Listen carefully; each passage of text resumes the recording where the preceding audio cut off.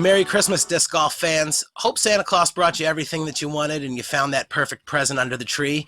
If not, we've got one more gift for you, and that's a special holiday edition of Running It with Nate Sexton. I'm your co-host, Jarett.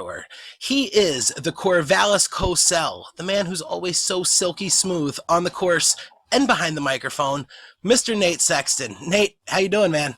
I'm great. I'm happy. We got another big time guest coming up after last week. I mean, things are going good over here at Running It with Nate Sexton. They sure are, man. Last week was amazing.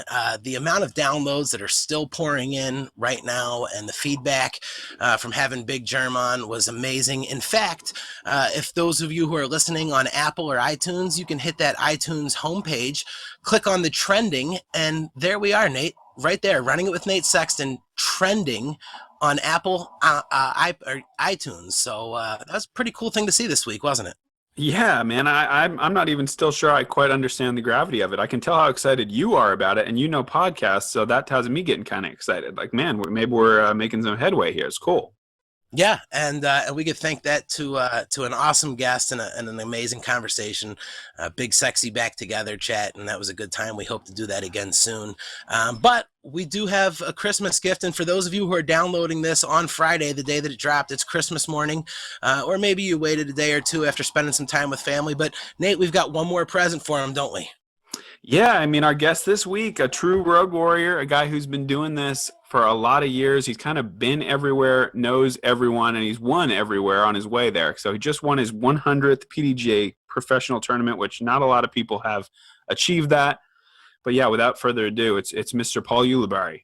Awesome, guys. Thank you so much for having me on. I'm super excited to chat with y'all.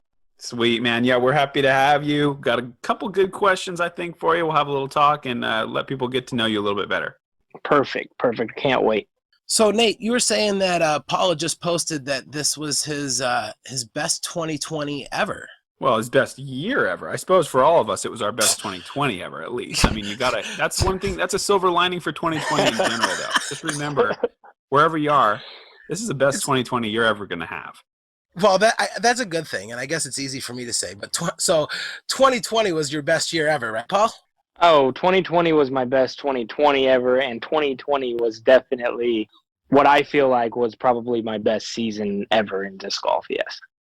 Which is pretty cool. I mean, you've had a lot of great ones. So, I mean, to say that, when I read, I hadn't really thought about it or dug into the stats or anything, but when I saw you post that, I was like, okay, wow, like that's a pretty big accomplishment considering, you're at least, 13 years deep into this professional thing? Yeah, like 15 now. Yeah. We're getting older, you and I. Yeah, we're not any spring chickens out here anymore. It seems like they're making them younger and stronger and faster, too. I don't know what's happening out there on the tour. But no, so stats-wise, probably not my best year that I ever had. I've had some good seasons where I had a few good highlighted wins, of course, and maybe stacked up more wins than I did this year or higher finishes, let's say, at like premier events.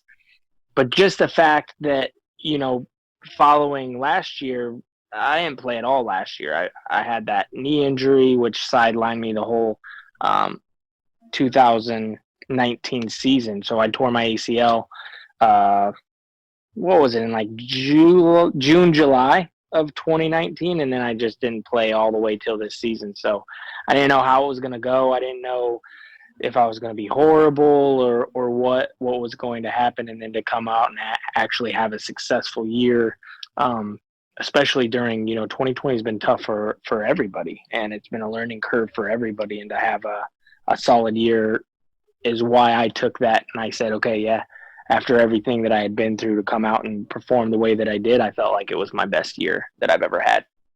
Yeah, and the two things that come to mind for me, I mean, obviously, number one, super happy for you to be able to get through that whole thing. But also from a stats perspective, like not every other season didn't have like a 3-month shutdown where you weren't able to get any wins or make any money. So it's like, to compare it stats versus stats, it still could be your best year ever because we had to miss so many of the elite series and the whole national tour canceled.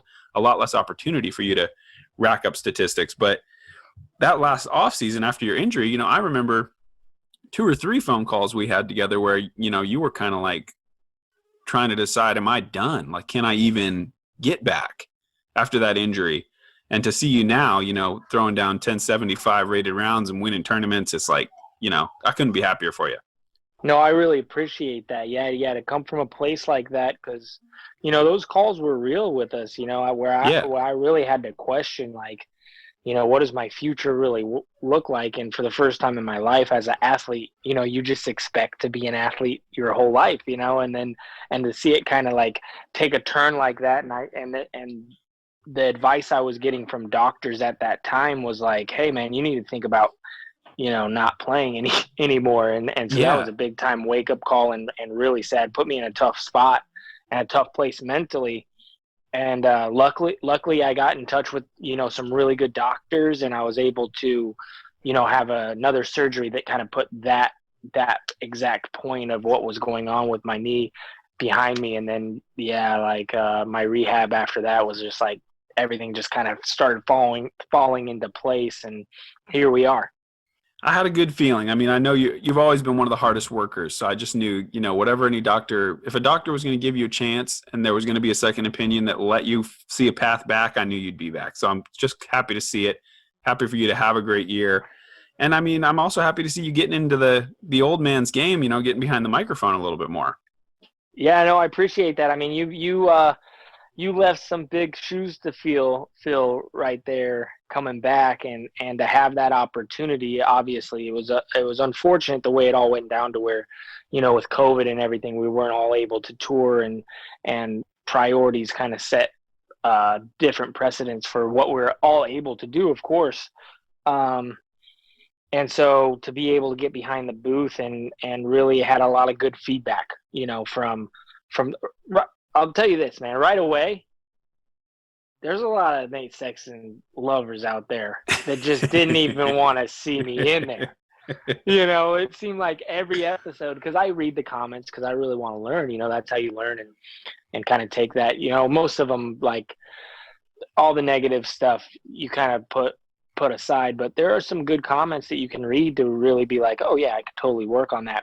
But the first couple, I mean, I remember just people being like, where's Sexton? Where's Sexton? Like, is this real? Like, come on, man, you know? And so that was tough, but plugged away, and then slowly started to winning over some more fans and stuff. And then, you know, it actually ended up being a very successful year for Jomez, myself, Big Germ, obviously you and everybody. And so I'm glad I was able to make that work. Yeah, man, I think you did a great job. In fact, so good that, you know, I think you converted some of those fans, and now I gotta hear it in the comments. So thanks a lot for that. Oh no, the good thing about Jomez and you know, that kind of family atmosphere that we've all kind of created is it's all good. You know, like we're all part of that club now, and we're all part of the team, and I can't wait to see what 2020 and working with you and with Germ and them in whatever capacity that is, it's going to be successful because of how great the fans are. Yeah, I think so too. And I think the fans maybe just don't, I mean, and how could they? I just don't think they realize that the three of us have been friends way longer than Jomez was a thing, you know? Like, so it's like, it isn't like this thing where it's like, who's Yuli and what's he doing in my chair? It's like, you know, it's like we've all been buddies and joked around for so many years on tour that it's like not a issue. Like, I don't know. I don't really even have a lot of specific goals for what my role is going to be. I just want to make the coverage and work with Jomez, and that's always been an honor to do. And it's like, I just know we're going to have a blast, whatever we do. Exactly. I think we'll leave those thoughts and those speculations to the fans, and they can argue about that for us, because you're 100% right. I mean, I can go back all the way to 2005 when I first started, and you were one of the first pros that I ever met. You know what I mean? Yeah. Like I still do a putting drill to this day that Colin and you both told me what to do. I still do it almost weekly. So nice. It's pretty funny. I mean, that's, you know, 17 years ago, and then 16, 17 years ago, and now here we are. Yeah, like you said, I don't think people realize how long we've known each other. Yeah. The thing I need a part of. Or go ahead, Jarett. We've been stealing the spotlight here. No, absolutely. Hey, listen, this is what everybody came to do, is to hear this. But hearing Yuli talk about reading those first couple comments, I can certainly relate to that. And Paul, we're kind of in the same boat there, because people are yelling at you for not being Nate Sexton, and people are yelling at me for not being Big Germ on the podcast. And I think that it's one of those things where you guys really kind of created your own identity in that Big Barry team, and that's what I'm just trying to do here alongside Nate. If there gets to an opportunity where maybe Germ doesn't make it to a show or to a tour or tournament, excuse me, easy for me to say, and it's going to be the two of you in there, have you guys pre-discussed what the name is going to be? Is it going to be Sexy Barry, BarriSexy, Sexy Bear? Have you guys worked this out yet? No, but I kind of like BarriSexy. That sounds pretty good. Yeah, that's as close to very sexy as it could possibly get. Which is something that people have said about me and you for years. This is why he's Nate Sexton, man. He's got the smooth transitions, man. We've been as close as you can get to very sexy for a long time. Exactly. But still not quite there. Frustratingly, maybe, still not quite there. But then together, boom, all of a sudden. Maybe. Yeah. But yeah, that would be fun. I don't know what the future holds, but that would be cool. Now, Paul, I heard you mention Nate's brother, and it's been kind of tossed around a little bit recently, and I know you guys have all joked around about it, the old if there was a siblings game, if the disc golf siblings all went out and played around, what siblings do you think take this tournament? You know what? I think that's easy for me to say. And when I say easy, it's because, my brother's probably the number 3 to number 4 best Masters player on the West Coast, on the west side of things. So with that being said, the knee's feeling healthy. Like I said, just had my best season ever. I think that Sexton right now is a little bit rusty, of course. And no comment. No comment. And if that's the case, then I got to give the upper hand to my brother. And I don't know if Colin's out there doing push-ups and grinding in the field, throwing shots or not, but I'm guessing not. So I think that's an easy win for the Uli brothers. Nate? I gotta disagree, of course, but I think we did battle. There's been a Ulis versus Sexton battle, and I think we're the premier teams out there right now. It's the two of those two sets of brothers. And a couple years ago in San Diego at the Southwest Team Invitational, I was coming in playing the number 1 seed for the Oregon team, and Uli was the number 1 seed for Arizona, and I think our brothers were like number 5s, number 6s. Something along those lines, yeah. Something like that, but it was just perfect, fate decided that it was going to be me against Paul and my brother Colin against Pete. And so, it was a tie in the end. Nothing was decided that day because Pete put a whooping on my brother, and thankfully I was able to put that same whooping on Paul. Yeah, whipping stick right to me. It was not a proud day for the younger of the Uli brothers. And that's what Pete and I got together and said, man, younger brothers, they wilt under the pressure. Older brothers got to handle business. Now, what's Paul McBeth going to say when we have him on the show? It's really only one brother. John plays amateur. He's a great dude. He's thrown some frisbees before, but I think it's got to be an alternate shot to really get to the core of which team is the best. And I think even McBeth is going to have a hard time hanging in there. Just because John is, he's just more of a casual player. He's starting to play more, though. I did see him hit that ace in their video the other day. So I wouldn't totally count him out. I would just say with the alternate shot format, it's going to be hard to carry an amateur, even if you are Paul McBeth. Or a worse shot. Yeah, that's even harder. We got to get this thing going. This COVID has to simmer down, and we got to get this thing on the course.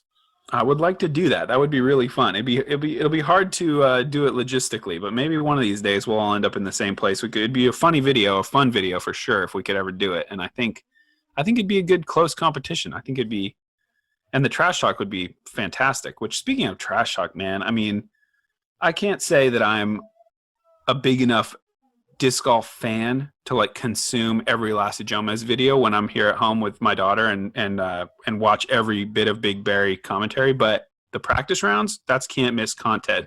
And I told Germ, I can't believe we haven't been doing it the whole time. And you guys, I mean, God, it's just so funny. It's fantastic. I was watching all of them and loving it. Thank you. Yeah. You know, I feel like I'm a really big piece of that puzzle because I'm gonna drop some very high secret information that might hurt his feelings. That's fine. Yeah, which is what we want to do on podcasts, right? It's It's called a practice round for a reason. Like, I'm trying to get better. I'm throwing crazy shots. I'm out there practicing. Germ's coming hard in the paint. Like, he is just getting it out there and throwing these, just grinding over like 20-footers. And it's just like, I in one of the most famous practice rounds between him and I look at him and I don't even know what I said, but I was like, do I need to play aggressive here? Of course I'm going to play aggressive. Hit the first tree. You know, that's my style though. I'm trying to really, you know, get the best out of my practice that I possibly can. And then if Germ, you know, he's a good friend, so if he can come away with the win, it's a win-win for me. Because I know I'm going to whip it up in the tournament. Oh my God. Yeah. That moment, man, when you said you're going to play aggressive and then hit that first tree, I'm not going to lie. When I saw that, I thought, did he do that on purpose to make this video funnier? Or did he actually just hit that tree? I was 100% trying to throw that right in the bucket. I would hope so. But it was a shot. It was the worst shot I've ever seen you throw.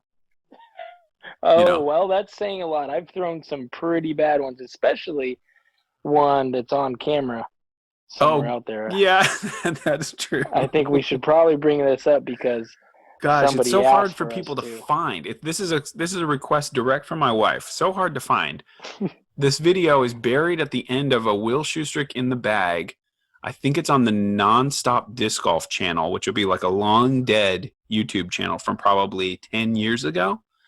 So if you find that Will Schustrick in the bag and you go all the way to the end and you wait till the Biz Marquee starts playing or whatever music that is, then there's a shot called the Monkey Paw. And I don't know if you want to take it from here, Yuli. You were there. I was there, yeah. So I was actually. This is a real. Some people ask me if it's real. This is a real shot I threw in big time tournament situation. I'm leading at this point. I am leading the Texas State Championships, which of course it had to have happened at the Texas State Championships. Yes. Where all of my worst shots I've ever thrown have happened. Yes. Which has been documented as well on the Showmez. Yes. And I just have like 120-foot upshot or something. It's just right there, a little windy. And at this point, I was sponsored by Innova, so I pull out this gator. And this gator, dude, till this day, kind of gives me nightmares. Like, I pulled it out because, like, it was a stable putter, you know? And yeah. I threw it, and that thing just hooked right onto the finger and you'll just go check it out. If you can find it, make a meme out of it. I mean, they're happening anyways. Might as well make some more of me.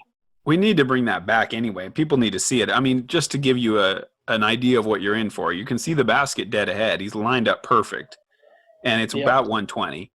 And when he lines it up to rip it, I mean, we're talking about, like, if you imagine somebody standing looking at the basket getting ready to throw, this thing goes in the direction where his right ear is facing. Like, this is fully to the right. 120 feet just ripped to where he's, like, farther away from the basket now than he was before. And it's not like there's trees or really anything like that. Just rips it straight to the right, and the face that Nate Doss makes and is just like, what just happened? And then your quote, I'm gonna let you tell him, because what you said in the actual moment is so funny. Oh, I said, well, the wind's better from over there. I think that's what I said. but there's also another point where I look at my hand like, what? Yes. Why did you fail me like that? And this is at a time where there really wasn't a lot of coverage too. Yeah. So this was like, just to get it on film. I mean, it's going to be funny to see that come out from somebody. So one of these listeners is going to be like, "Oh, that's me," and then 20 minutes later, I'm going to And- see that all over the internet for sure. And thank you to whoever you are, the person that puts in the work. Yep. Now, Paul, you mentioned that at that time you were with Innova. Now you are the team captain at Discraft. I remember you were with Prodigy for a period there. When a professional player, not just you, when somebody switches sponsors, is it is it like regular pro sports, it just comes down to the money, or is it preference in disc or plastic lineup, or what's the process behind that?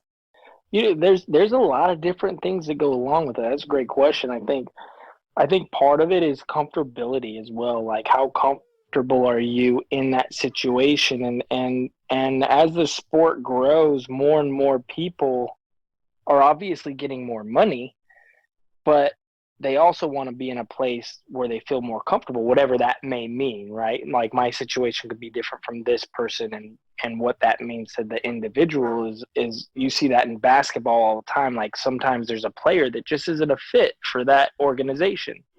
And that's happening more and more in disc golf, to where, I was lucky enough to play for Innova early, which was awesome. And they really helped me at that point in my career. And I was able to play for Prodigy at that point in my career, and that really helped me. But when I moved to Discraft, it was just a better fit. That organization was a better fit for me. And I think that's kind of the answer that you're looking for. Yeah, that's exactly. I mean, I guess there's no wrong answer. It just comes down to what makes the most sense. But I always just wonder, when you see these players switch from one company to the next, and then they're out there playing those early tournaments. I mean, it's got to be tough to totally rebuild your bag. Oh, it is. And it has to work for everybody. And obviously, one of the main factors in all of that, I mean, we can't get away from it, is it's a big dollar sign. Like, who's going to pay you what you deserve, different things like that. But obviously, like I just stated, sometimes it's just a better fit, all around, whatever that means. And from my point of view, obviously I've stayed with one company, but from what I know about Paul and a lot of guys, like Paul's a supremely confident guy, even if he is great at making fun of himself. But I feel like out there grinding year after year after year, and you can get with one company, it kind of, there's like a hierarchy there, and you're like, it can feel like no matter how good you play, you're always going to be second fiddle to this other guy or whatever it is. And I feel like Paul's the type of guy who's constantly betting on himself. And it's like, if he has an opportunity, and it's like, I'm not saying this in any bad way, it's only just making the best decision for him and his family. But I always saw it as a thing where it's like, hey, I know I'm better than that, or I know I deserve this top billing, I can be this great. And, he keeps proving himself right, betting on himself and making those moves when they were prudent moves to make. No, absolutely. Yeah, that's a great point. Yeah, I think some of it was a little bit lucky as well with the move that I made when I made it, because obviously I made that move exact on the same time that Paul left Innova, Macbeth, that is. And so, that kind of turned the dynamic of, like, manufacturers. At that point, Discraft was really kind of pushing more towards the ultimate game, and not really focusing on disc golf as much. And they wanted to get back in the game. And so, like I had said before, it was just a better fit for like you said, what I was trying to do at that point in my career, and just like made the most sense, For sure. And now we get to share this time as the captains of probably the two biggest teams in disc golf, which is pretty surreal. Every time we get to talking about that, and you get on your British accent and start calling me and go, "Hello, Captain," and you get all formal, I just sort of think, man, look at us now, all the way back from the Thunder Stomp days in Southern Idaho. Look at us now. Who would have thought? Not me. Not me. Now, Nate, we know that you just re-signed, and Innova is where you've always been. It's where you're always going to be. But did you ever think about maybe testing the waters like some of these other athletes in pro sports do? Test the free agent waters, see what else is out there? Or did you always know it's just going to be Innova?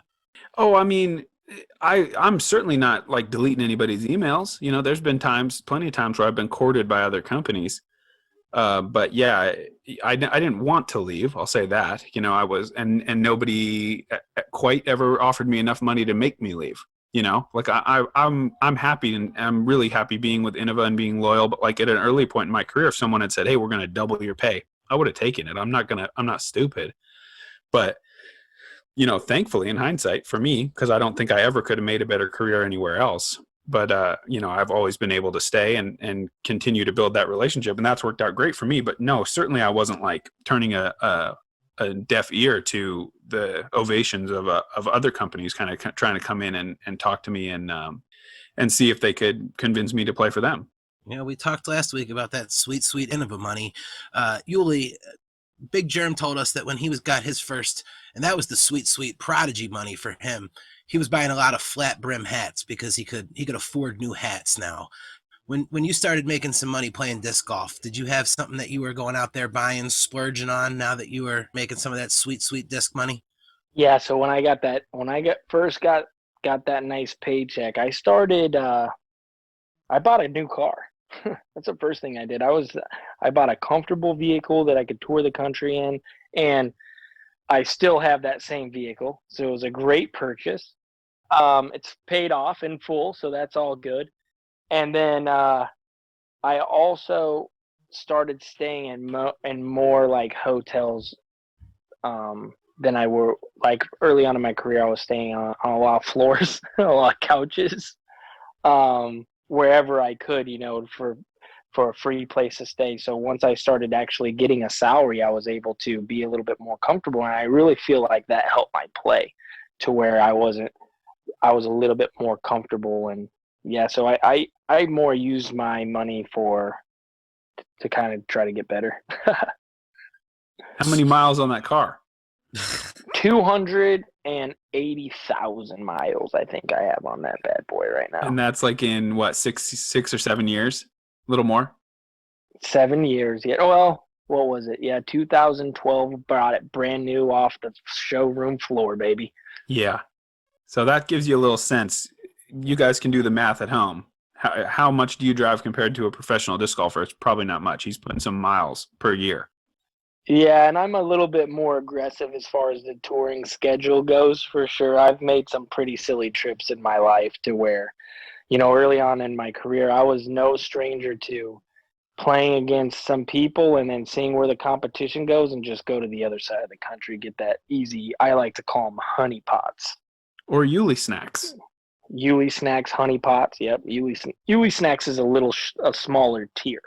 Okay, yeah. There's no honey there. It's just a couple crackers. Yeah, the honey pot is the nice big A tier on the other side of the country, where you're the highest rated player by 10, 15 points or something. I can't argue with that strategy.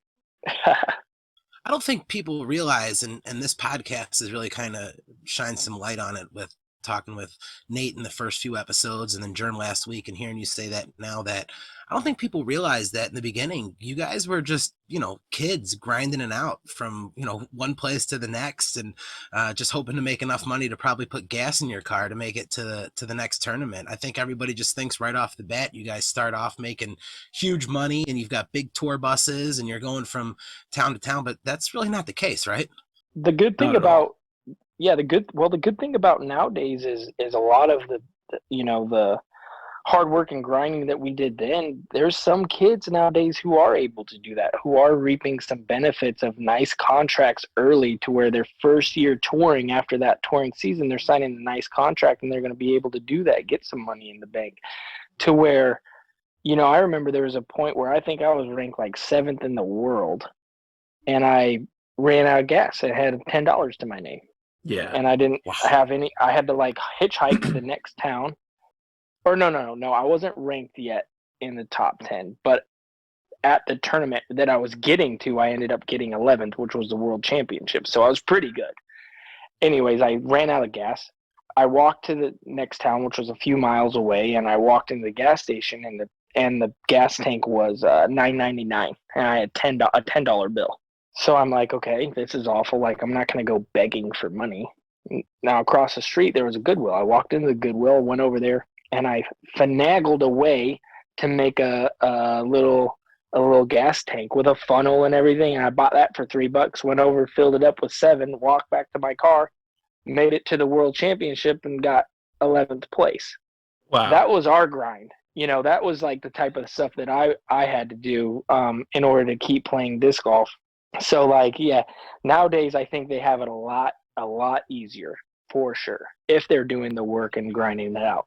And I think it's just a lot of that comes down to just the game being so much bigger too, to where now, if you're willing to put in the work and run some clinics or do some fan outreach stuff, like you can go to any city if you've got a little bit of name recognition and put in some hard work for a day or two, and you can, come away with a profit there. So I think guys that are being smart, using social media, using YouTube, which congrats to you, man. You're a real YouTuber now. It's pretty incredible what you're being able to put out. But yeah, I think people that are being smart about that kind of stuff are able to, carve out some different ways to make it a viable career. Oh no, that is a great point, and something that are really overlooked is that a lot of these kids they don't ever have to do that, because with social media you can be like, hey, I'm going to run a little clinic here at whatever park, $5 a head, and you'll get people to show up. Yeah. Where back in our day we did that, like they'd be like, wait, you're paying us to come to this? Like, what's going on? Yeah, or you would have just been like, well, hey, like you call some guy you happen to know and be like, can you print some flyers and put them up? Yeah, it's like, it's not the same thing as what it is now, where you can reach your actual fans with the click of a couple of buttons, and you're right there giving them the information they want. Like in 2006, if you wanted to go run like a clinic or something, you need to like know the shop owner in town, get that through the club email list or some, it's like, it's not that easy. Yeah, no, 100%. You are absolutely right about that. Yeah, it reminds me, I did a podcast with a professional wrestler from the WWE, and he told me when he was starting out, he ate a lot of barbecue. And I said, what was that? And he said, well, after we were done in a town, I would stop at a gas station and buy like one of those cans of Spam or gas station hamburgers. And then I would open the hood and I would throw it in the engine compartment, and I would drive to the next town. And by the time I got to the next town, my dinner was ready, and I ate the barbecue. And goodness. I had it so much easier than that guy. But hearing you guys talk about running out of gas, and that Big Germ said he was playing in a tournament for $600, but it might as well have been $1 million at that point. And that's why I think, a lot of people think, oh, wow, you guys you became pros and you instantly made it, and you were rich and famous, and life was great. But hearing how you guys had to kind of work your way up. Now, seeing these guys that come in that are having it a lot easier, do you guys look at them and you're kind of like, yeah, it must be nice, or you're just happy for them? No, that was the goal. I feel like that's always been my goal, is like, my dad always told me, leave it better than you found it. And, that's just it. Like, I don't want to leave it. I just want to make it better. I don't ever want to have one of these kids have to walk to the next town and get gas. Like, that's just awful. I'm glad it happened to me, because it got me where I am. But no, as long as, the things that, and really it's like Sexton said earlier, it's surreal to see how far we've come, Sexton and I, because we are some of the reasons why this disc golf is bigger. And, it's humbling to say that. But I mean, I feel like, am I right in saying that was our goal, Nate? Well, yeah, sure. I mean, I think our goal was to make disc golf a big part of our life. That was like my first goal.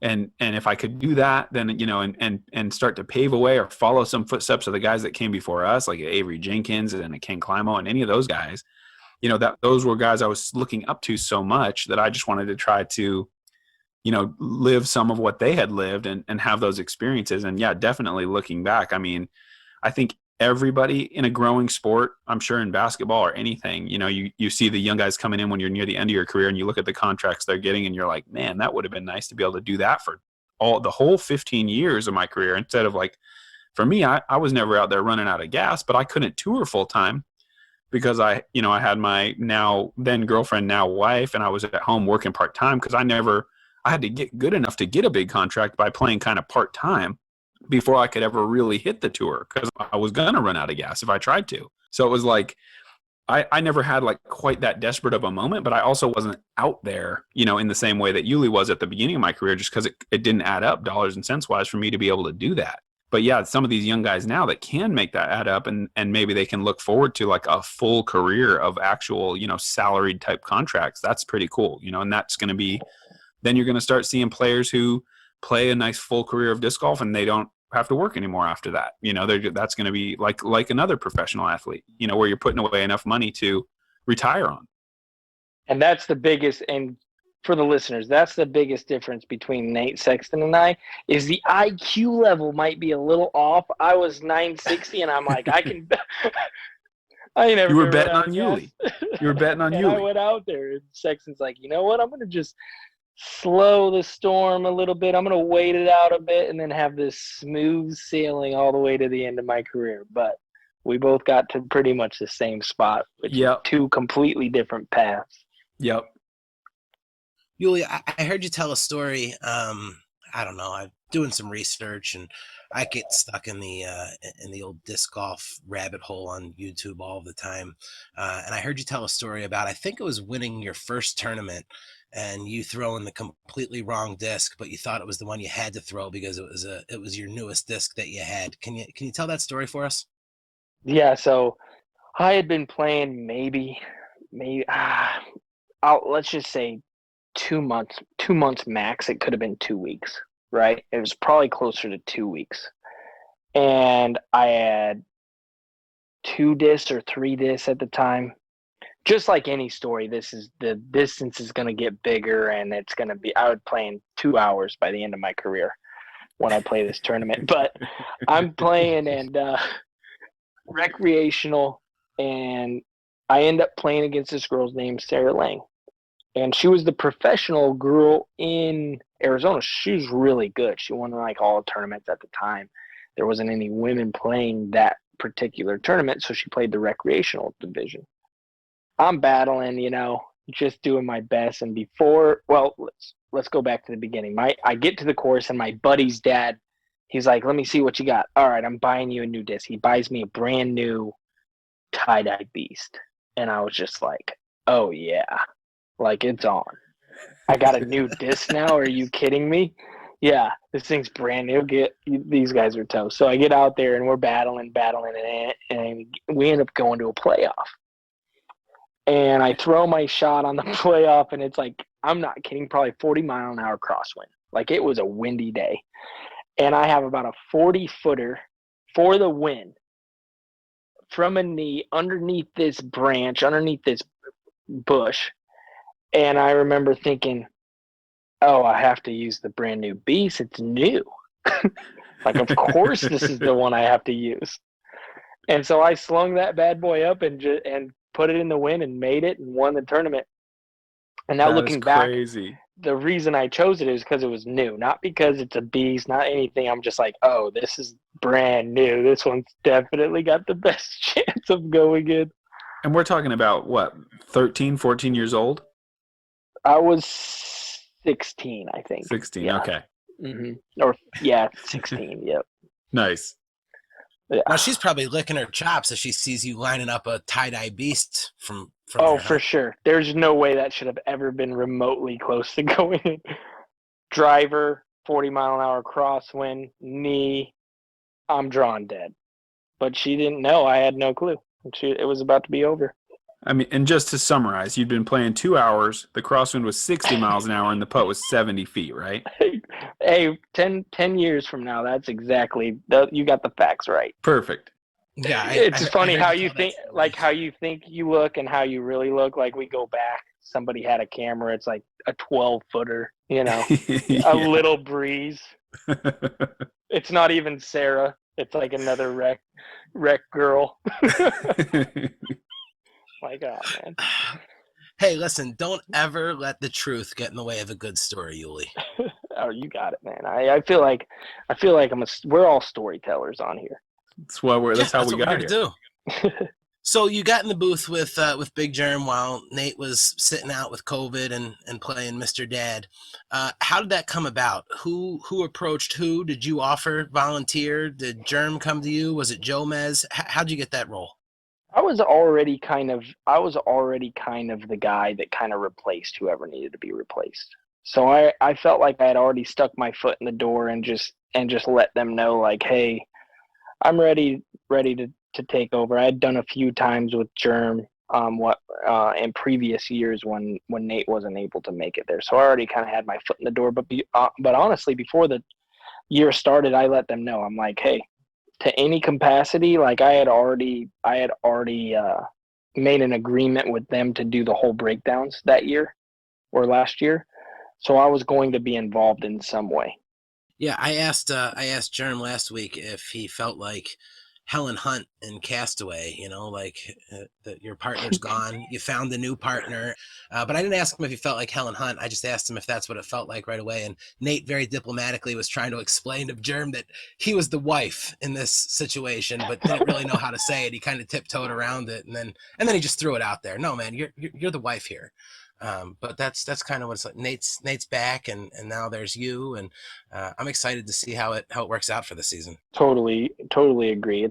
I know it's gonna be good either way. And the really great thing about it is, I know we're all team players. So if I have to sit and listen to them do commentary and do my part in whatever capacity that is, I know that I can do that. I know Nate will do the same, and Germ probably won't. Germ's a bit selfish. But I know that, captains are going to step up and do what we need to do to make sure that we put out some good content for y'all. Yeah, for sure. They definitely didn't ask Germ to be the captain. Let's keep it. Let's put it that way. Yeah, but he's got a lot of cool hats. Oh yeah, he's the hat captain. He's Yep. the hat captain, no question. Now, Paul, it's coming up on 2021, and nobody really knows what's going to happen for the season. Everyone's kind of waiting to see. What was it like being out there? Nate didn't get a chance to play in a lot of these big tournaments. You were out there playing in them. What was it like? What's the difference like without having the fans there and having the fairways lined? Oh, it's awful. I mean, it's tough. It's a tough thing. It's something that you would think you would get used to. When you're actually competing, I know that I don't even know how to explain it. I think it's a skill to be able to play with a crowd because you're playing like there's no crowd, right? But for me, I play better with a crowd because of that skill. Does that make sense? So with them not there, like that extra level of nerves that you'll get from having a big crowd or something isn't there. And so people who play well with the crowd don't have that advantage, if that makes sense. And plus, there's no people watching, which is horrible for any sport. Yeah, I think the idea that, making that distinction that nerves are not always bad, that little amount of nerves actually gets you to your peak, and you can't really feel that as much without the people. I only went to a couple of these tournaments with no fans, but I could already tell, just being there, it was just, there wasn't that electricity in the air. Yeah, exactly. Is heckling a thing? Barely. Yeah, not really, but yeah, for sure. Just wondering. Don't get into it. We don't like it. No, we don't like heckling. I would imagine the only not. heckling we do is when I'm heckling them. We heckle each other. There's plenty of heckling between players in the groups, sure, but not really looking for input from the fans when I throw out of bounds, if I can help it. Right.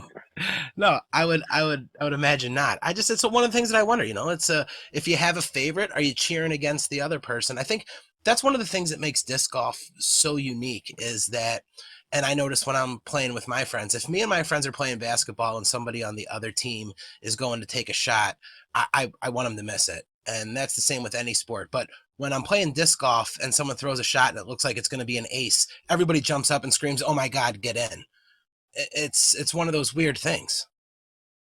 Yeah, that's true. When I'm playing, it's a little different, I think, that way. Yeah, when I'm playing basketball, I'll definitely, whenever somebody misses, be like, "That's what we want," and just get after them for sure.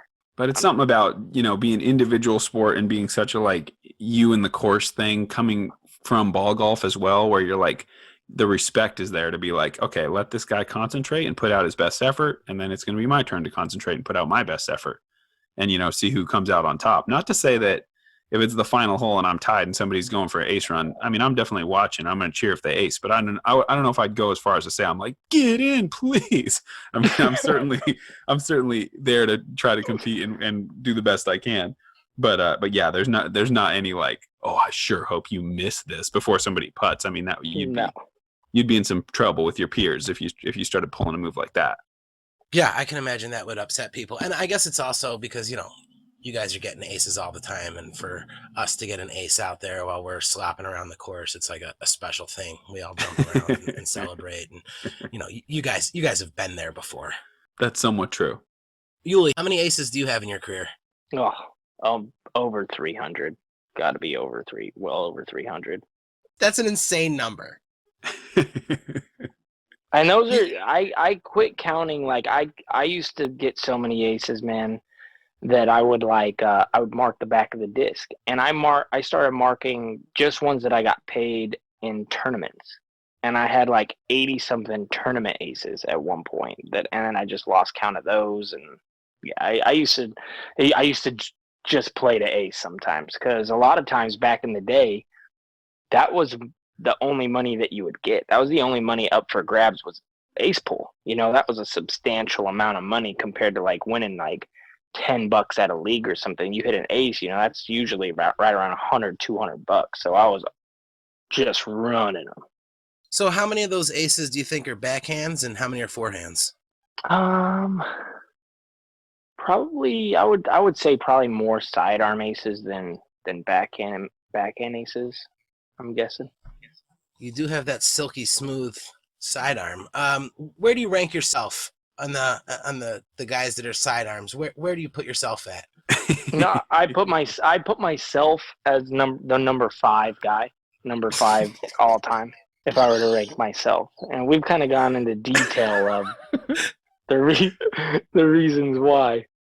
But as I age and as I don't throw as many sidearms as I once did, I know that I get a lot of pushback from several people, including the fans out there. They're like, "What? Your sidearm? You barely throw it." I'm like, "Calm down." Let me lay this out for you.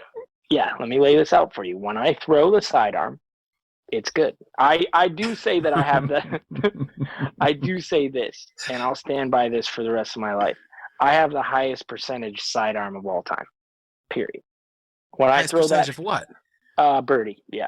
Or getting up and down. Whenever I throw the sidearm, especially now because I only use it for I know I guess I know my my boundaries with the sidearm. So when I throw it, it's rarely bad. We've probably spent a solid 5 hours, Germ and Yuli and I, where he tells us how he's top 5 all time, and we tell him he isn't. And, I was going to say, you got him in your top 5? Well, no, but I don't know. I don't have my top 5 right here in front of me, but I've pushed back against him. But the percentage thing, he always says that, I got the highest percentage. It's like I only threw one forehand and I birdied, but it's because it was the forehandiest forehand hole on the whole course. But I'm not trying to say it's not good. He can outthrow me with a putter. I'll say that for sure for the forehand. But we've had many a late night conversation about who makes up the top 5 all time. And he can lay his case. He's not trying to put himself number 1. He's just sneaks in there in the 5th spot. I do. And for you and Germ to put yourselves in the top 5 is pretty. I mean, there's a lot of up and comers. I know, dude. I know it's hard. I like I'm saying, I haven't put a whole lot of effort into defining my top 5. I mostly just respond to when you keep asking me, am I in the top 5 yet? And I'm like, I don't think so. But I would need to do some serious research and some soul searching to decide what I actually thought that was. But man, you're so right that the guys coming up now, pretty hard to just say, oh yeah, I'm better than that, because these guys are throwing some shots that I have never been able to throw my whole life. I know that on the right course, if we go to Winthrop and play, you and I, you're gonna wax me, of course. That place is wide open, doesn't take a lot of skill. Yeah, sure, you have a stable Excalibur. Yeah, and a longer wingspan than I do. Congratulations. But I take you to a nice little wooded course. I don't know, man. I think you'd have a tough time. I think you might be right. I think you might be right. God, this is getting good. Well, while we're on it, Yuli, do you know who are the 4 that are ahead of you, or do you feel like sharing it for the listeners? Sure. Yeah. So I put him in this order. I think that Germ does have the best sidearm of all time. And my reasoning for that is he won the United States Disc Golf Championship pretty much throwing all sidearms. And I think that his backhand leaves a bit to be desired on the course. He can throw it a long, long ways and pretty accurately. But I think compared to other U.S. champions, like, to do that with all sidearm pretty much is pretty incredible. Now, Nate has your backhands, I think, better than Germ's. So you also won the U.S. championship, I feel like, throwing mostly sidearms, correct? Yeah, sure. And so that's a feat. Like, yeah, then I put you guys are winning majors with this one skill that you guys, possess. So I feel like that in my opinion merits a top 5. Now the next guys I put Greg Barsby in there because Greg basically I feel like won a world title throwing all sidearms, and he's put himself in major situations and won, like, he has that sidearm roller ace he's just done these crazy things with the sidearm, he's known for that type of thing. And then my last one is I think Ricky Wysocki deserves to be in the top 5 just because of his scrambling skills and how much he utilizes it. And then after that, I got to put myself. And the reason I put myself, now we got the Eagles and we got all these guys up and comers. Yeah. All right, cool. Do it for 15 years. Do it for 15 straight years. Like, you got a long ways to go before you've gotten as many birdies as I have with the sidearm. That's all I'm saying. See, he makes a strong case. He's a hard guy to argue with. Listen, I'm not going to argue with it. I'm just a fan. I enjoy watching everybody play that you just mentioned. So I couldn't dare argue with you on it. I also have one last point for the listener.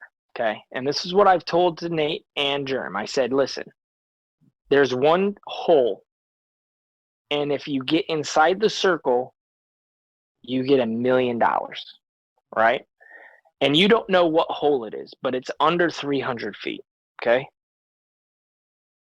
Under 300 foot, and you can't choose yourself, and you can't choose, or you just can't choose yourself. Who are you going to choose? And you have to throw sidearm. That means any angle, so it could be like just a straight hyzer, maybe, or it could be a complete anhyzer shot, or it could be a straight shot. Who are you going to choose? There's only a few people who can do that, that you're going to trust. Obviously, we're all picking Macbeth, right? I don't think so. Not if it's got to be a forehand all the way. No matter what. It could be a sidearm roller. It could be, you know what I mean? It could be like this crazy high ante. Like, it could be a high spike hyzer. Like, but you have to choose one guy. Okay, $1 million. Here we go. All right, so let's hear both your answers. Gosh. I mean, I would probably... God, the 1 million is tough too, because I want to say Germ, but then I think, man, he's going to get in his own head. And then I worry that he's going to overthink things and we're going to hear one of those Germ screams right after it plunks a tree. Yeah, but then you pick somebody who's clutch and they can't even throw the shot. Very good. Sure, yeah, it's a short list. I'm looking forward to see what the fans have to say because, it's tough because if you're really talking about every single angle, like if this is just such an obvious backhand hole and you have to force a forehand into that, that's not easy to do. All of a sudden your list gets shorter and shorter and shorter, and all I'm saying is I'm going to have a few people choose me, my friend. Yeah, I'm not taking you out of contention. Not at all. You, Greg, those guys you just mentioned. I mean, that's the short list. Ricky, Greg. Yep. Sure. Rick with those putters, he can get a putter to go that far. Yeah. I mean, he could throw a pig any angle because he carries like 6 or 8 of them I saw in that recent video. I think I'd choose Ricky. I really do. Yeah, he's definitely a good pick, and he's battle hardened. He's not gonna get too nervous. He's gonna, not that Germ isn't, but Rick is just like such a he's a killer. He's a killer when it gets down to time to do it. Yeah, I don't think you can go wrong with any of those guys. You're on the list, man. Don't you worry about it. Hey man, all I can do is keep throwing those sidearm birdies, keep getting on ESPN with those aces, and we'll see where I end up at the end of my career. I think someday Sexton might let me into this prestigious club. I'll put some more effort into my top 5. I'll let you, at least that way I can let you know where you stand. Last stat, USDGC, hole 17. This thing has made major champions and just completely stripped it away from people. Now, I have missed it one time ever in 14 years. I missed the island one time ever, and That's that time incredible. I circle 3'd it. All right, you sold me. You sold me. I'll take you, Yuli. There's not a lot of things that I would just. You tell me how good of a putter you think you are. I'm like one of the worst of all time. Not a problem. But I'm going to argue with this on the sidearm thing. I embrace it, man. I like arguing about it. Well, Yuli, I'm happy you brought that up because if you really wanted to step up your putting game, we have an awesome sponsor here on Running It with Nate Sexton called Disc Dot.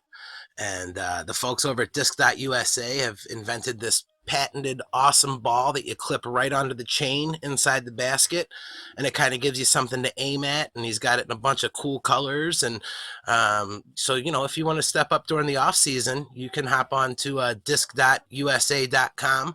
You can even use our special code, right, Nate? Yeah, man, run it 10, get a little deal. And I'm getting mine tomorrow, right? Is that what I've been told? Yeah. Yours are coming tomorrow, and me and my son were out with ours today, and tossing those around. And posted a little video on the Instagram, but they're really pretty cool. So, Yuli, if it's not too late for you to really refine that putting game, and you can visit our friends over at Disc Dot. Thank you for giving us an awesome segue into that spot there. I really appreciate that. That's what I'm here for, man. I just lob them up for you guys, and you hit them out of the park. That's right, man. What have you been doing during the off season? You've been playing disc golf, just kind of relaxing?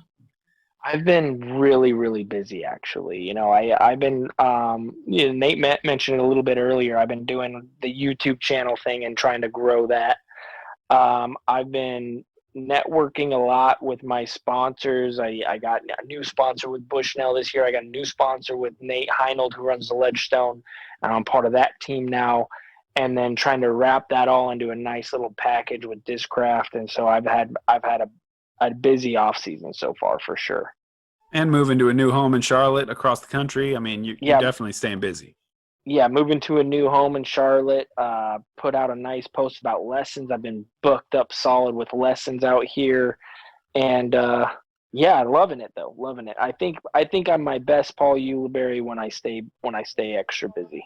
Nice. So you mean to tell me that people out in Charlotte can get lessons from one of the top 5 sidearm players of all time?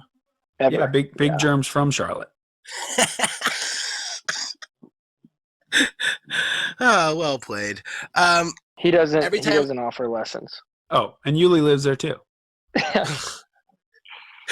Every time we have a guest on the show, we're going to play a little game, and it's you or Nate. And what I'm going to do is just ask you some fun questions. They might be disc golf related. They might not be. And there's only 2 answers. It's either you or it's Nate. And we're going to play that game right now, man. Are you ready? I'm ready. A couple fun topics for us to debate. It's time to play. It's you or Nate. God, isn't that just a super fun jingle that we get to hear each week? Shout out to our friends LNJ Sessions out of New Jersey who put that together for us. Okay, Yuli, here it is. It's you or Nate. Who would win in a foot race? I think Nate would beat me in a foot race. Like a quick Nate. I don't know. It depends on like how far, like what distance. 40-yard dash. That's a good question. I don't know. I'm pretty competitive, so at first I was thinking like about my knee and stuff, but then I was thinking like rehab's gone really good and I'm feeling really fast. So I don't know. I think it'd be pretty close. I think we might tie on that one. I think there's some great YouTube content there. Let's talk later. Perfect. God, I'm so excited right now. I'm sitting on my hands to prevent myself from clapping. Who throws farther, you or Nate? Dang, I'd have to say right now at this point, I think Nate throws farther than me. I don't know. Maybe. who's more likely to call a foot foul on an opposing player during a round? You or Nate? I'm going to say probably me. Okay. You or Nate, who's more likely to upset Big Germ in the booth? That's not a fair question. I think anybody would upset Germ in the booth. I've never seen Big Germ not upset in the booth. So it's another tie. Okay, fair enough. Who's more likely to upset Big Germ on the course? You or Nate? Oh, Nate, for sure. Me, Wait, is it really? is it a practice round or is it? I hear you. I get Germ so mad. I get him. I know how to get under that dude's skin. Did. Oh, I am the master of the Big Germ heckle. I can't wait to do the practice round with all three of us. It's gonna be so awesome. Yeah, don't start laughing and acting like it's gonna be a good time. It's real out there. It gets real. Oh, we I'm get ready. feisty, my friend. I'm ready. I've heard that famous last word. Who's more likely to pull a prank during a round? You or Nate? Me. I think probably me. I think so too. Who would be a better contestant on Dancing with the Stars? You or Nate? Nate. Really? Yeah, Man. I just feel like I would be way too coordinated and look way too smooth out there right away. It would be like a longer process for you to get those moves going. I feel like you could outdance me, no problem. Right now, but America would just fall in love with you, buddy.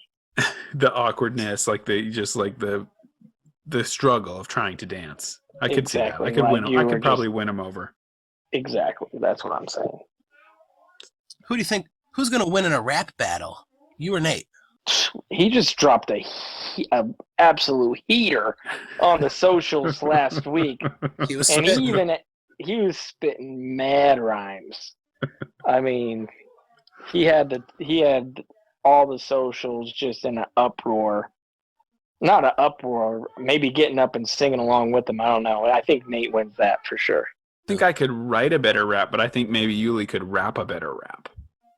I mean, freestyle. I'm talking like you got a week. Prepare your rap. Like I don't know. I'm not ready to freestyle, but like I feel like I could write one better, but I feel like you could, record one. You could record one that would hit a little harder. I got you. Yeah. Maybe that's what we need to do. You write it, I rap it, and then now we got another segment for the show.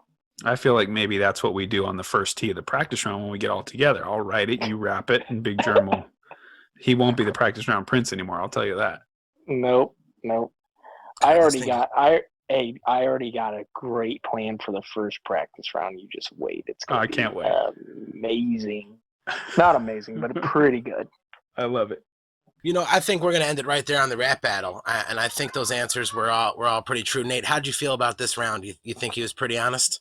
Yeah, I think so for sure. I didn't have too many. I mean, I think for sure he's a better dancer than me, but then he took it next level and said, I'm going to get in there and like my patheticness is going to kind of like my personality shines through the journey of me learning to dance, so better contestant. He took that in a different direction and I can't argue with him now. Well, I think it's just because everybody knows you got all that game, Nate. Gosh, I'm not many people would call me a dancer. Let's leave it there. No, but it's that personality they're going to fall in love with. Well, one can hope. Dude, I mean, you look at pictures of you and your wife on social media. You definitely outkicked your coverage on that one. Thank you. For sure. Well, hey, and it's obviously because you are such a smooth talker with all the game. In fact, you had mentioned that you had been dating your wife since like high school.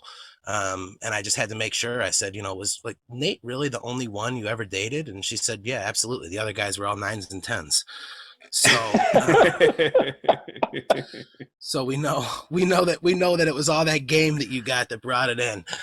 Now, Nate, for the last few weeks, we've been telling everybody about our friends over at Fisher Disc Golf.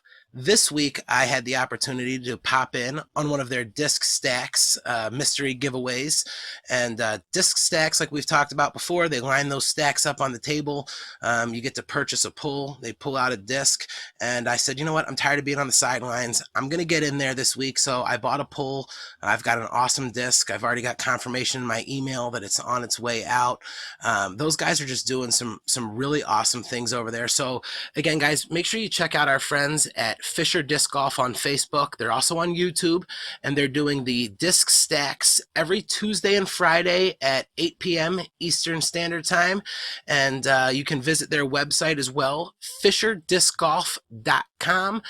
They got over 18 brands of plastic. They constantly have new stuff coming in. Our friends at Disc Dot are also featured on there as well. And Nate, we've got a special code for all of our listeners so they can save some money, right?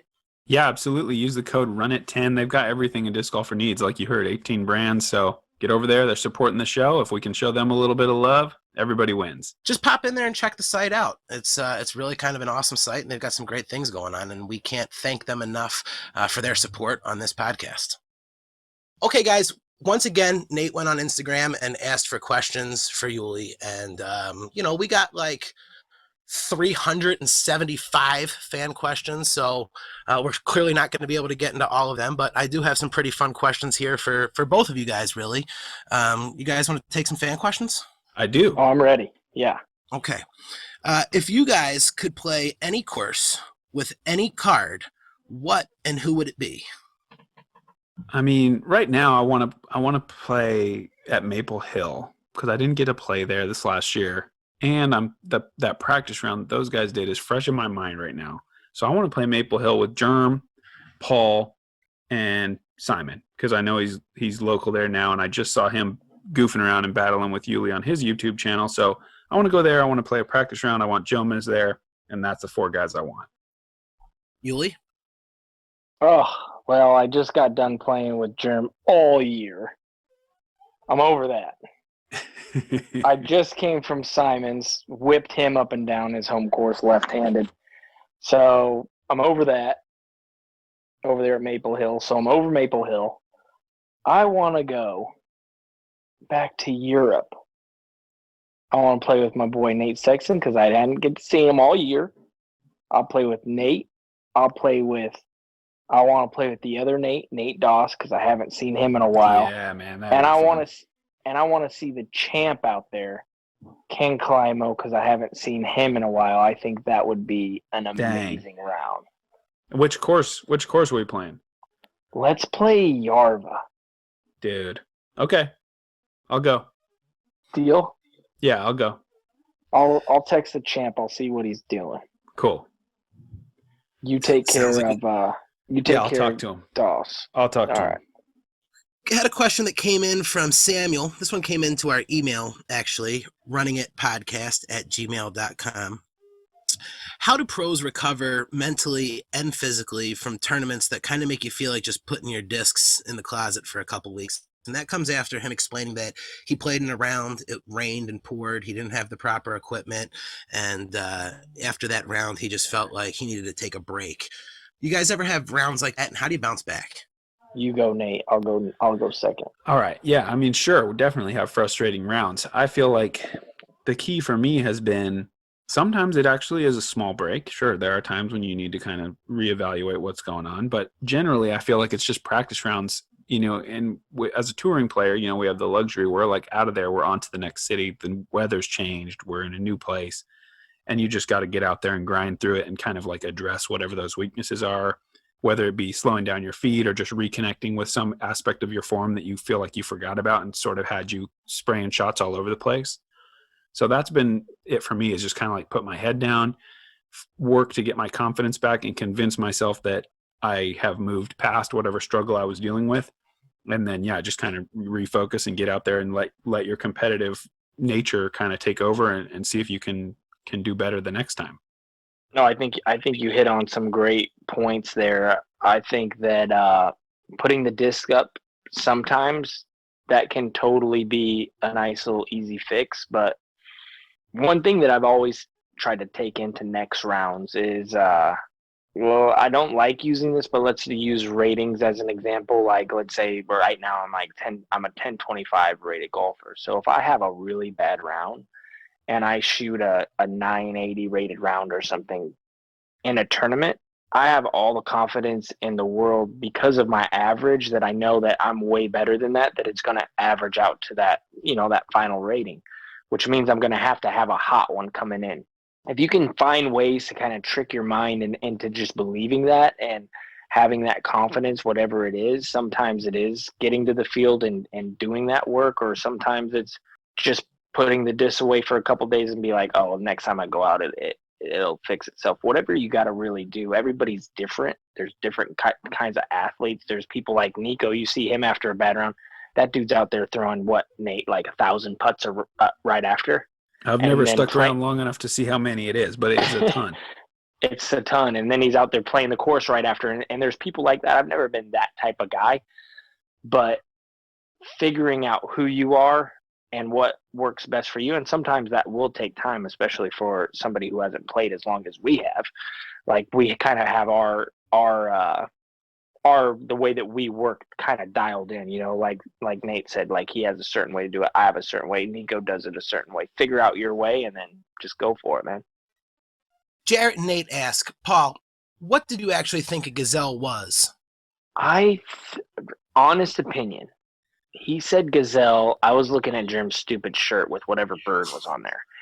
And I thought, no joke, I was picturing a gazelle being one of those tall birds that are in the water, the white ones that are like a crane. Not a crane. What are the white ones? A swan. Boom, got it. I was thinking swan, not gazelle. That's what I was thinking. Okay. Well, that clearly sheds some light on it. Yeah. Yep. And I can see how you can confuse those. Yeah. All right. Well, thank you. Thanks. You're the first person to say that. Makes me feel really good. Thank you. Yeah. Hey, listen, I'm here for you, man.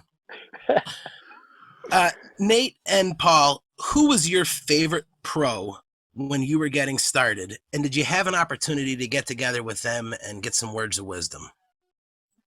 Man, when I was getting started, I feel like when I was getting started, I didn't know there were pros. But once I became aware of pros, I would say Avery Jenkins and Ken Climo were probably two guys, and Dave Feldberg too. It's hard to put it down to one, but I've definitely been lucky enough to have time with all those guys. Nate Doss as well. Man, I'm stealing them all, Uli. Sorry. Bunch of guys that I looked up to, and yes, I did get a chance to have time to pick their brains and talk to them, and they were nice enough to give me some good advice. What was the advice? Gosh, tons of things. It's like, I don't know if I can even distill it down. Nothing sticks out. Everything from like form. I mean, I think definitely those guys were a big part of, like, if you don't learn your backhand, you'll never, I remember that sticking out and being like, I don't need it, I can win, but then you start to realize, no, there's players out there that are better than I knew about when you're just from Oregon and you're just playing locally, Yeah. So I remember those guys really pushing me to, like, you need to learn that. You need to learn this kind of shot shape. You'll never make it if you don't. And that was kind of like something that I definitely took to heart and was like, okay, like, let's go. Nice. Got to learn the backhand. It's your job. You're right about your that. Job. Have you seen that? Job. Have you already seen that, Paul? I just watched it today. Yeah, so cute. So adorable. You gotta learn the backhand. It's your job. That'll be one of the greatest quotes of all time, I feel like. We're referencing the brand new Jomez video. It just came out for anybody who hasn't seen it. Yep. The practice round, mic'd up practice round with Jeremy and I when Jeremy was here in Washington to record that ESPN commentary in early November. We got out there with a film crew and we were able to play a little round in the rain. So check that video out if you'd like to see me doing my best to make fun of Jeremy. All right, Paul, what about you? Pros that you kind of looked up to as you were getting started, and did you get an opportunity to get together with them and catch some words of wisdom? Yeah, absolutely. So just to one-up Nate, it was Ken Climo, Nate Doss, Avery Jenkins, Steve Brinster, Steve Rico, UC Maresma, Marcus Kallstrom, Michael Randolph, Oh gosh, the list just keeps on going, guys. Yeah. No, just kidding. It's true though. No, you're 100% right. Like, I was a total fan coming out on tour to where I really wanted to learn quick, so I asked them all. But one sticks out, and it's King Climo. I went up to him, and I was having problems.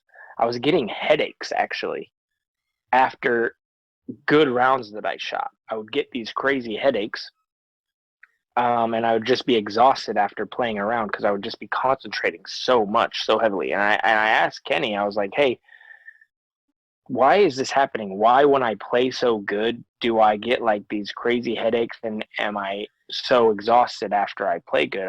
I don't understand.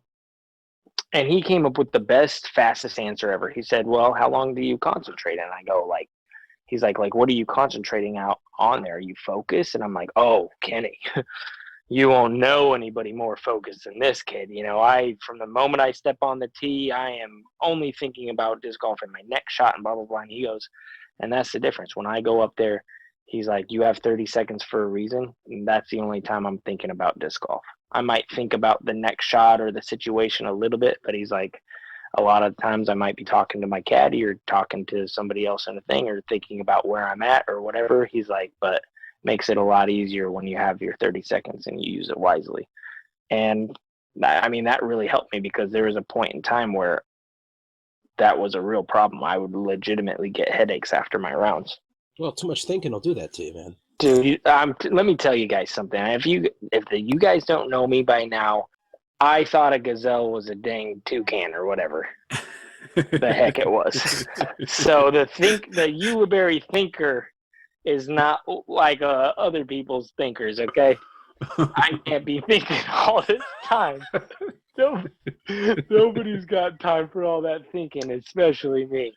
King Climo really helped me out with that. It's great advice. Very good advice. It's amazing advice. And you know what? I think we should take away Swan. Let's go with toucan. That's what you thought a gazelle was a toucan. It just makes it so much better. I think toucan's number one answer. This was Family Feud. Toucan's the number one answer. Someday this could be a Family Feud disc golf question. That'd be great. I could just see Steve Harvey asking it now. Yuli, as I said, this dropping on Friday, Christmas Day.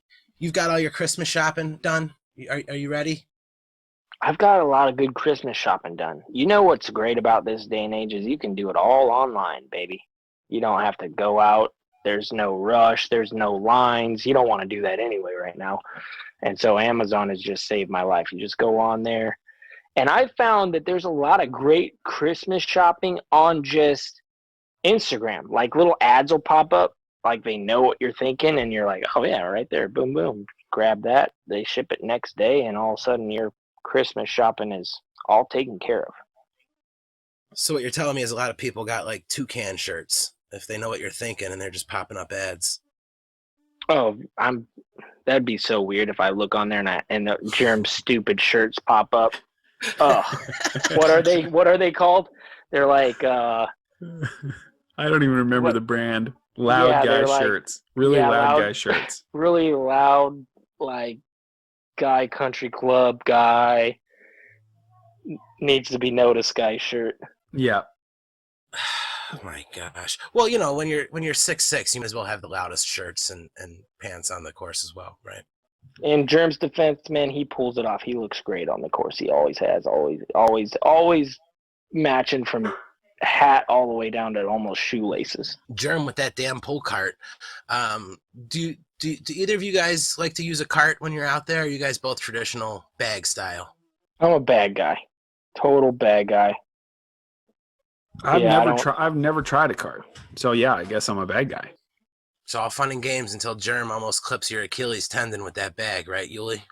Oh, he has no control over that thing. You'd think that, like, it's like every other hole. Hey, man, can you grab the front of this? I need to get over this. And, like, you know. That's for sure. No. Yeah. It requires a lot of help. Yeah, like, why do you have this if you need my help? I'm not asking you to carry half of my strap over this little tiny ditch. Oh, that guy. Yuli, I like to ask everybody this because everybody gets to get that inside look. What are you binging? Are you watching anything on TV? Are you a Netflix guy? Are you a Sports Center guy? What are you watching on TV these days? Oh man, I am. I watch pretty much everything. My number one show this year was I watched. There was two that really stood out. Yellowstone is my all-time favorite show. It is the best show ever. Look it up. I've never seen it.